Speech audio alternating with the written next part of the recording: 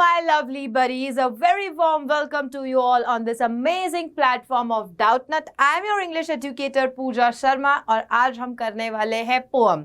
In class 11th in your book we have so many poems that are lovely, very enthusiastic as well as that let us know कि हमें हमारी life में कैसे relationships बनाने चाहिए. Right? Yes, I am talking about the relationship because in this poem we will talk about this type of thing. देखो जब हम बात करेंगे in this poem about the laburnum top. Laburnum top क्या है? Laburnum पहले है ना हर टाइटल के बारे में समझने की कोशिश करो, then talk about the poet and then try to understand what is written in the poem. So when we talk about the name of the poem is the laburnum top. Laburnum का top means you know very well that is the highest peak we are talking about. सबसे ऊंची चोटी के लिए बात किया जाता है और laburnum का मतलब होता है there is a name, this is the name of a tree. ये किसका नाम है? ये एक ट्री का नाम है. So when we talk about this tree, जिसे हिंदी में हम अमलतास का पेड़ कहते हैं. Okay, so this is somewhere about a tree and what we see on a tree, we see so many birds coming there. And have you ever noticed कि जब बर्ड्स आती हैं, चहचहाती हैं, ट्रीज पर बैठती हैं and they do their activities, जब वो अपने हिसाब से वहां पे करती हैं तो कितना प्यारा पेड़ भी लगता है और पेड़ भी उसी की जो राइम है, उसी की जो रिदम है, उसी की जो साउंड है उसमें झूलने लगता है. So this is the story about given very and depicted in a very good manner by our author. So यहाँ पे हम किसके बारे में पढ़ेंगे? We will talk about a tree and how it changes when a bird comes there and when it goes. Okay, ये सारी चीजें जैसे हमारे लाइफ में भी एक कोई हंसता खेलता बच्चा आता है या कोई एक ऐसा रिलेशनशिप होता है जहाँ पे हम बहुत अच्छे दोस्त होते हैं, वो हमें हंसाते हैं और हम बहुत एंजॉय करते हैं उनके साथ में, तो बहुत अच्छा लगता है. व्हेन दे मूव्स, तो वो चले जाते हैं तो क्या होता है? एकदम चेंज ऑफ द वर्ल्ड होता है. वैसी ही चीज है यहाँ पे बताई गई द लेब्रेनम टॉप के अंदर. अब हम बात करते हैं हमारे पोएट के बारे में. When we talk about the poet, इनका नाम है, वैसे तो आप इनका पेट नेम अगर देखते हैं, पेन नेम जो बोलते हैं जनरली, वो है टेड ह्यूगस. इनका पेन नेम तो है टेड ह्यूगस. वैसे इनको जाना जाता है एडवर्ड जेम्स ह्यूगस के नाम से भी. अच्छा, ये क्या थे? ये इंग्लिश पोएट थे एंड साथ ही साथ में translator. Translators, what is the work of the translator? Translator क्या करते हैं? किसी और भाषा में लिखी हुई पोएम्स को ट्रांसलेट किया, या कोई वर्क है, नॉवल है, बुक्स हैं, उनको ट्रांसलेट करते थे. तो he was very good in that as well. साथ ही साथ में चिल्ड्रंस राइटर थे. तो बेसिकली ये जाने ही इसलिए जाते थे क्योंकि जो इनके राइटिंग है वो ज्यादातर किसके लिए होती थी? बच्चों के लिए होती थी. और क्रिटिक्स होती है, दैट मीन्स अगर जब आपने सुना होगा इसी फील्ड के जो बहुत ही उम्दा लोग होते हैं वो क्रिटिक बन जाते हैं और उन्होंने इन्हें नवाजा था the best poet of his generation के नाम से. And one of the 20th century की अगर हम बात करें, this is the line which you should write in your answer कि 20th सेंचुरी की ग्रेटेस्ट राइटर्स में से कौन आते हैं? टेड ह्यूगस की बात करें और इन्हीं का नाम क्या है? इन्हीं का नाम है Edward James Hughes. Okay, he was appointed as poet laureate in 1984. That is also important. So 3 points you have to remember. पहला इनका नाम, दूसरा हो गया कि इन्हें ग्रेटेस्ट राइटर कहा गया था, and thirdly by the critics, and thirdly he was appointed as a poet laureate and till his last breath, तब तक ये वहां पे रहते एज अ पोएट लॉरिएट. बहुत बड़ी पोस्ट होती है एक पोएट लॉरिएट की, बहुत ही ज्यादा बड़ी पोस्ट होती है, इसे हर कोई नहीं इजीली ग्रैब कर सकता है. Okay, so this is about this poem. If I move ahead, so I have this pictures here. आगे बात करते हैं अगर हम इस पोएम की, तो पोएम में 2 पिक्चर्स आपको दिखाई दे रही है ना. Everything is yellow here. So basic the colour, अगर कहीं पे क्वेश्चन भी आ जाए what is the colour used in this poem, yellow याद रखना है आपको. Yellow is the colour which is used more in this poem. Okay, अब अगर हम बात करते हैं दिस इज द ट्री, और ये क्या है? ये है ट्री, और इस ट्री का क्या नाम है? इस ट्री को ही हमने क्या कहा है? लेब्रेनम ट्री कहा गया है. ओके, अच्छा, यही लेब्रेनम ट्री है. अच्छा, अब आपने कभी इस ट्री के बारे में सुना हो तो ज्यादातर देखा जाता है एंड सुना भी गया है that this tree is basically अमलटास का जो पेड़ होता है, ये जो ट्री होता है ये ना जहरीला, पॉइजनस माना जाता है. So it is an indication of a poison, है ना. पॉइजनस है ये, पॉइजन से रिलेटेड इसको इंडिकेट किया गया है. Whereas when we talk about a bird, जो बर्ड चॉप करते करते यहाँ पे आती है और यहाँ पे वो अपना एक नेस्ट बनाती है.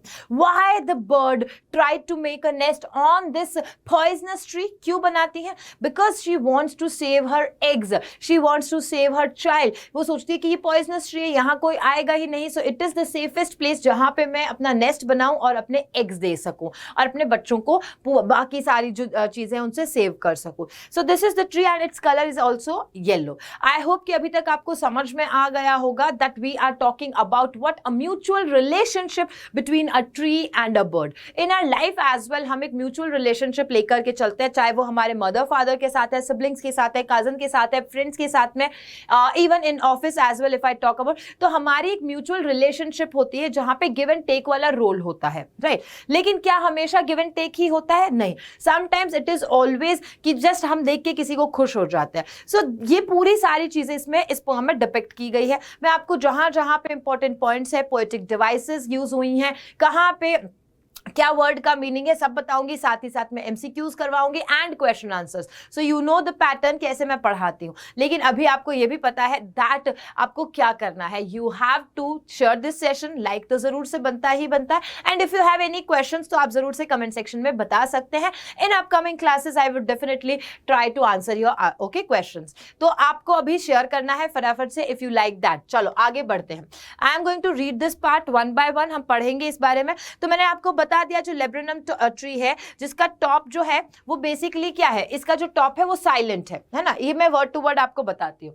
सो the laburnum top is silent, quite still in the afternoon, yellow September sunlight, a few leaves yellowing, all its shades fallen. अब यहाँ पे लेब्रेनम टॉप की बात की गई है. लेब्रेनम ट्री वैसे यहाँ पे ग्रीन को येलो में कन्वर्ट करके बताया हुआ है. क्यों ऐसा बताया गया? बिकॉज यहाँ पे क्लियरली डिपिक्ट है कि that it is the time of September. And what is the season? This is the autumn season. Autumn season में आपने देखा होगा जनरली जो लीव्स होती हैं वो क्या होती है, येलो में चेंज हो जाती हैं. So the laburnum top, top means क्या है? टॉप मींस सबसे ऊंचाई वाला पार्ट. इट इज साइलेंट, एकदम शांत है, क्वाइट है, एंड स्टिल भी है, कुछ हलचल नहीं हो रही है. वो ट्री जो है वो एक तरीके से हम बोल सकते हैं नॉन लिविंग पार्ट बन चुका है. There is nothing going on, कुछ भी हैपनिंग नहीं हो रहा है वहां पे. इन द आफ्टरनून, आफ्टरनून की बात बताई है, येलो सितंबर सनलाइट, उसके ऊपर सनलाइट भी येलो कलर की जा रही है. अ फ्यू लीव्स येलो कलर की हो रही है. ऑल इट सीड्स फॉलन, और उसकी जो सारी सीड्स है, उसके सारे जो बीज है वो गिर चुके हैं. Now it depicts what? It depicts somewhere deadness, है ना. एक जो डेड हो जाता है लाइफ में, आपकी लाइफ से सारा इंटरेस्ट चला गया है, you don't have any passion to do, you are just living a life. आप ना देखो, डिपिक्ट करने की कोशिश करो कि हम ना मोनोटोनस से सारे काम करते जा रहे हैं. Just we are busy but we don't know that हम लोग कुछ प्रोडक्टिव या क्रिएटिव कर रहे हैं. हम बस बिजी है. हाँ, हम दिख रहे हैं कि हम जिंदा है, हम स्कूल जा रहे हैं, हम पढ़ाई कर रहे हैं, हम ये कर रहे हैं, वो कर रहे हैं, वो सारी चीजें दिख रही है. लेकिन क्या हम हैप्पी है? वो वाला क्वेश्चन यहाँ पे. तो similarly we can see all these things, ऊपर से सारी चीजें दिखाई दे रही है, but it gives the feeling कि ये डेड है ना. It is dead somewhere. Now till the goldfinch comes. अब ये क्या है goldfinch? Goldfinch is the name of a bird, है ना. जब तक, कब तक? That the goldfinch comes when a twittering chirrup, a suddenness, a startlement at a branch end. Then sleek as a lizard and alert and abrupt, she enters the thickness and a machine starts up. Of titterings and a tremor of wings and trillings. यहाँ पे सबके meaning बताऊंगी, don't worry, but पहले आप थोड़ा सा समझो. If you don't even know, देखो मैं सिंपल सी बात बताती हूँ, अगर आपको वर्ड के मीनिंग्स भी नहीं बताए, लेकिन somewhere you get the sense कि क्या बताना चाह रहा है. Till the gold Finch comes, कब तक? जब तक ये सारी चीज थी, डेड थी, यानी कि ये जो मूवमेंट है वो नहीं हो रहे थे, एवरीथिंग वाज येलो, और जो सीड्स है वो भी फॉल हो चुकी थी, तब तक, जब तक कि ये गोल्ड फिंच नहीं आई. अब ये गोल्ड फिंच के आने से क्या चेंजेस आए हैं? Okay, so the first stanza depicts anything else and the second stanza depicts changes. तो जब आई वो with a twitching chirrup. Chirrup is a sound made by birds. तो chirrup क्या है? एक तरीके का साउंड है, एक तरीके का साउंड है जो किससे, कौन प्रोड्यूस करता है? साउंड प्रोड्यूस्ड बाय बर्ड्स के द्वारा ये साउंड प्रोड्यूस किया जाता है. तो ट्विचिंग कर रहे हैं, आपने ट्विटरिंग वर्ड भी सुना होगा, है ना. सो ट्विटर करना मतलब ये जो आवाज होती है दैट इज ट्विटरिंग. सो इसी तरीके की आवाज के साथ में गोल्डफिंच का आना हो चुका है. Then a suddenness, a startlement and a branch and.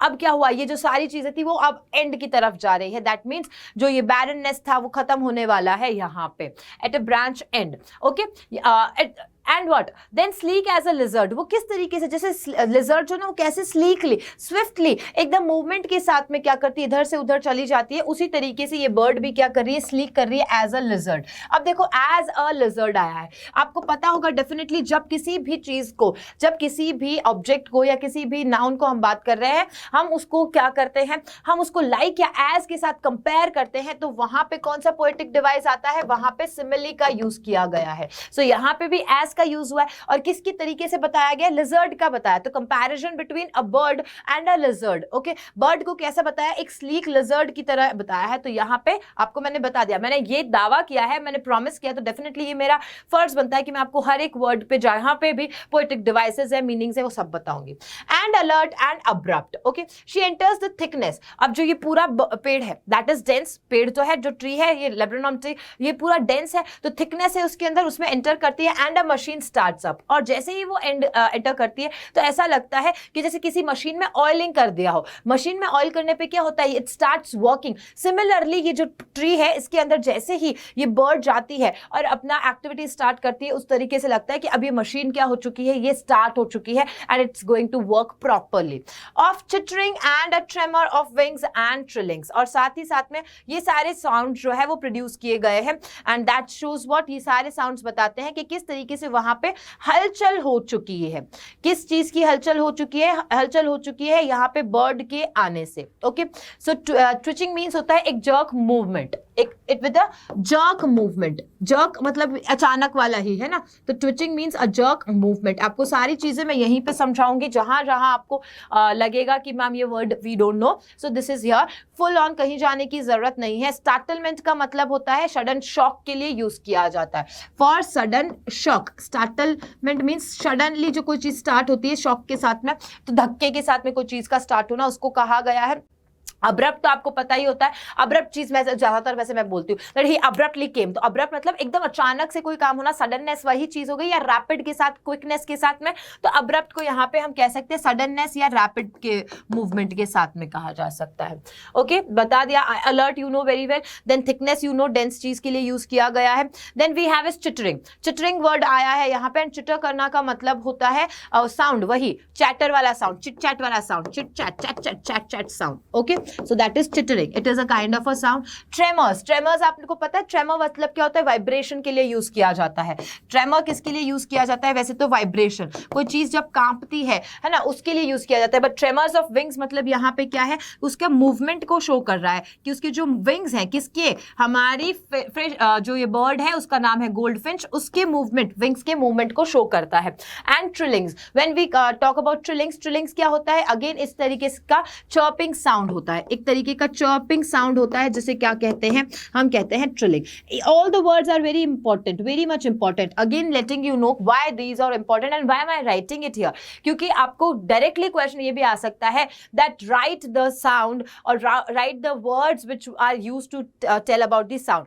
जो सारे वर्ड्स हैं जो साउंड को बताते हैं, उन सारे वर्ड्स को लिखने के लिए अगर लिस्ट आ जाए तो आपको ये सारे वर्ड्स वहां पे लिखने होंगे। There are so many words used to just depict कि ये साउंड है, ये वाला साउंड यहाँ पे बताया गया है। तो ये सारे वर्ड्स आप अपने नोटबुक पेन के साथ में बैठे होंगे, डेफिनेटली जरूर से लिख लीजिए। अगर नहीं बैठे हैं तो क्विकली एक बार स्टॉप कीजिए, इसे पॉज कीजिए और अपनी नोटबुक पेन के साथ बैठ के हर एक वर्ड को लिख लीजिए। आपकी बुक है तो आप उस बुक में अंडरलाइन करते हुए भी लिख सकते हैं, इतना हेल्पफुल रहने वाला है, that I assure you. Okay, ये समझ में आ गया। The whole tree trembles and thrills, अब क्या हुआ है, पूरा जो ट्री है, because of the movement of, because of the chirping of, because of the chattering of bird, अब पूरे ट्री में हलचल मच चुकी है। It is the engine of a family, it is the engine of her family. She stalks is at full, then flirts out to a branch end, showing her barred face identity mask. अब क्या बताया गया है यहाँ पे कि वहां पे वो क्या बनाने वाली है, एक नेस्ट क्रिएट करने वाली है। और नेस्ट क्यों, क्योंकि वहां पे वो अपनी फैमिली क्रिएट करेगी, और जब वहां पे फैमिली प्रोड्यूस करेंगी वो वहां पे, तो उसके लिए उसे बाकी सारी चीजों का मतलब बोल सकते हैं कि ध्यान रखना होगा, डेफिनेटली उसे सारी चीजों का टेक केयर करना होगा। तो अब वो क्या कर रही है, आ रही जा रही है, तो ये जो आने जाने के मूवमेंट के साथ में ट्री के अंदर मूवमेंट हो रहा है उसको बताया गया। So the whole tree trembles and thrills and it is the engine of a family, she stokes its full, then flirts out to a, then she flirts out to a branch and showing her barred face identity mask. तो ये क्या बताता है that it is between the laburnum tree and the goldfinch bird कि ये दोनों है, ये क्या है, इंजन ऑफ अ फैमिली है। ये क्या है, it is the engine of a family. अब किसी भी फैमिली को चलाने के लिए हमको मेन एक होता है ना, जैसे हमारे घर में कौन है, हमारे घर में इंजन है हमारी मम्मा, ज्यादातर हम देखते हैं है ना कि ये इंजन है हमारे फैमिली को। दैट मीन्स एक रिलेशनशिप को सस्टेन करने के लिए आपको वहां पे एक मेन इंजन की जरूरत होती है जो उसे हमेशा वर्किंग मोड पे रखता है। तो सिमिलरली यहाँ पे इंजन ऑफ अ फैमिली बताया गया, किसके बीच में बताया गया, it is between the tree, laburnum tree as well as goldfinch bird, ये यहाँ पे शो किया गया।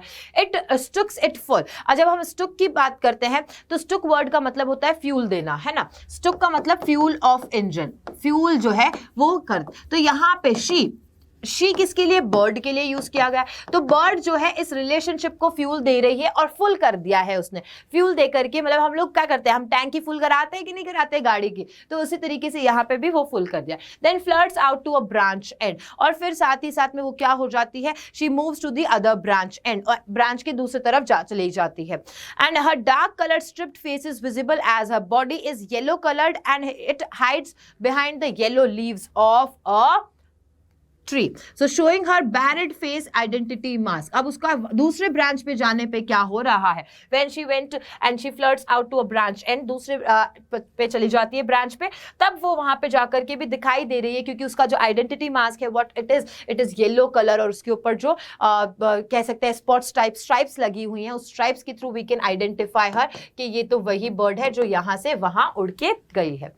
Then with every delicate whistle, chirrup whispering, she launches away towards the infinite and the laburnum subsidized to empty. क्या बताया है, देखो एरी की बात करें तो it means weird and strange feeling, it is weird and strange feeling. अब again क्या हो गया, नाउ अभी बर्ड का जो है वो काम हो चुका है और वो उड़ के चली गई है, दूसरे ब्रांच की तरफ चली गई है। अब जो ट्री है the laburnum is subsidised to empty, अब वो वापस से खाली हो चुका है।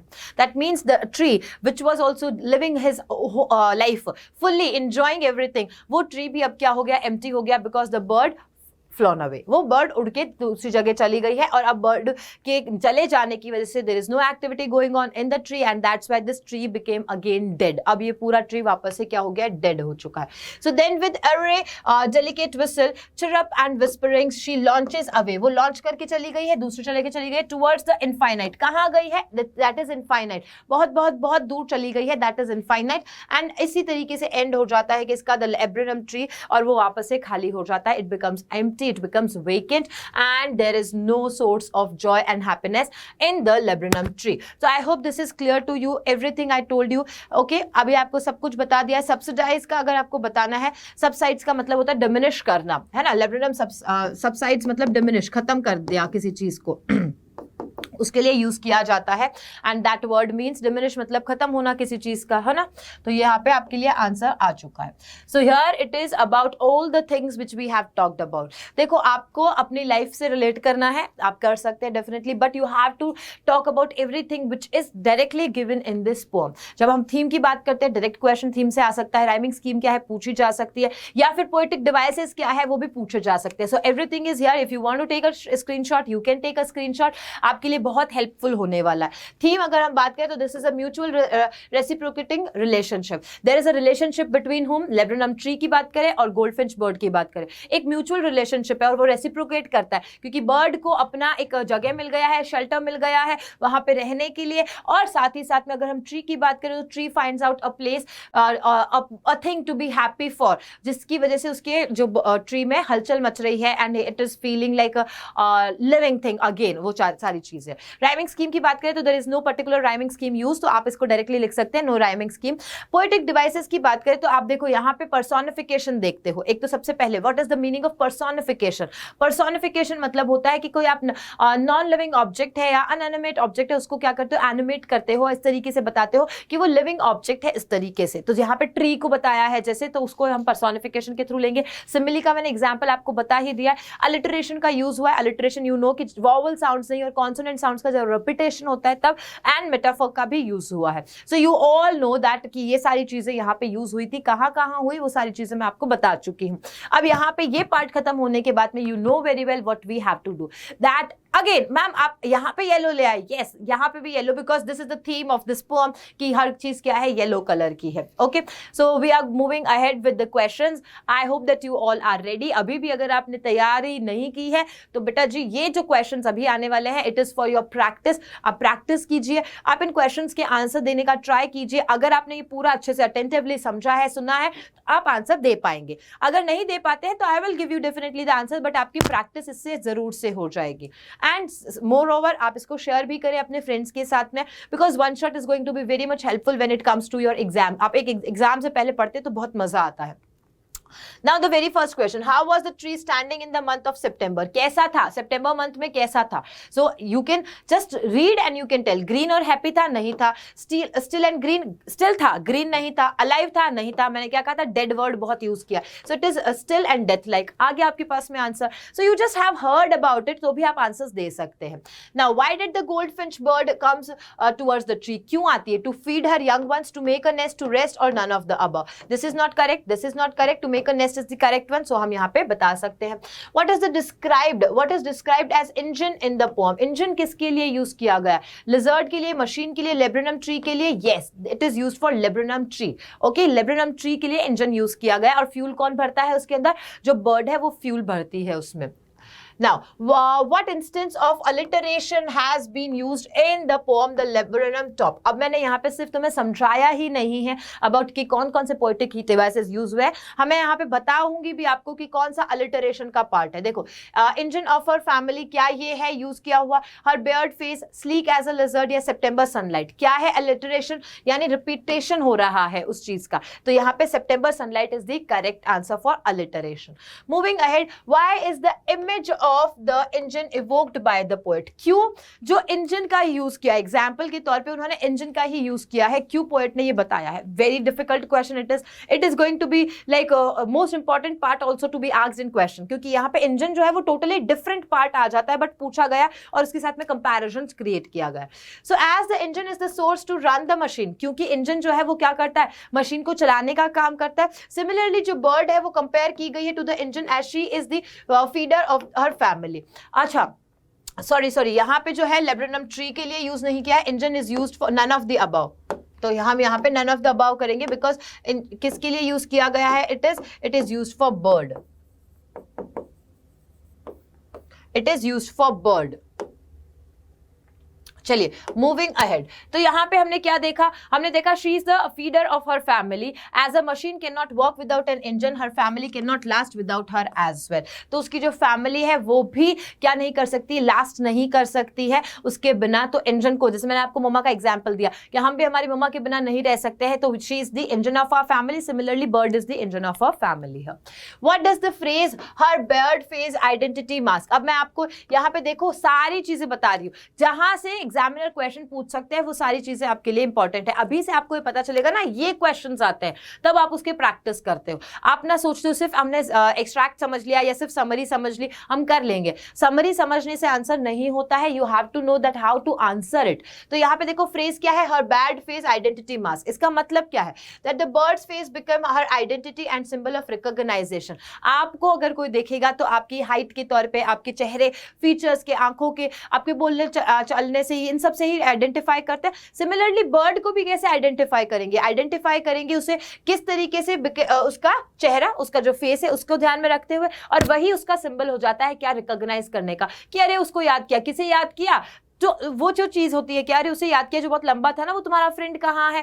So this is the symbol of recognisation which is also used here for the bird. Okay, so यहाँ पे हमने क्या की है? पोएम कंप्लीट कर ली है. आई होप ये पोएम आपको अच्छे से समझ में आ गई होगी. This is important. आपको ये चीज याद रखनी है कि जो चीजें आपको दी जा रही है, यहाँ पे प्रोवाइड की जा रही है इन वन शॉट, तो आपके लिए कितना इंपॉर्टेंट है, क्योंकि आपको एक जस्ट मिल जा रहा है सब चीजों का, and with the question answers.